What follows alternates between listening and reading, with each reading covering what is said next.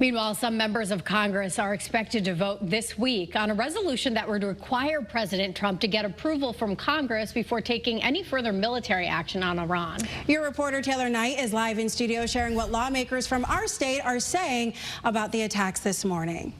Well, Connecticut leaders are speaking out after President Trump launched those strikes on Iran alongside Israel on Saturday morning. Democrats from Connecticut called the decision dangerous and unauthorized.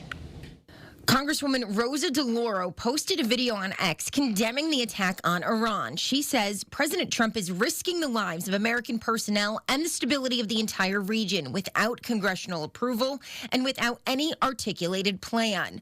Representative John Larson also speaking out on X saying, "I extend my deepest condolences to the families of the 3 service members who were killed and am praying for the swift recovery of everyone who was injured. I will always stand with our men and women in uniform and military families."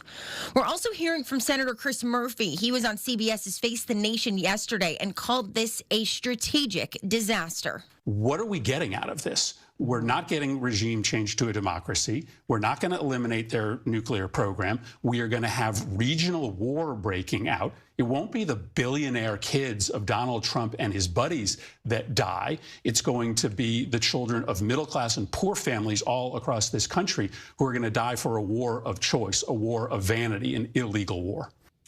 Connecticut Republican Party Chairman Ben Proto praised President Trump's decision, saying that the president, quote, demonstrated the clarity and strength that the world so desperately needs. Your reporter live in studio, Taylor Knight, Channel 3 Eyewitness News. All right, Taylor, thanks.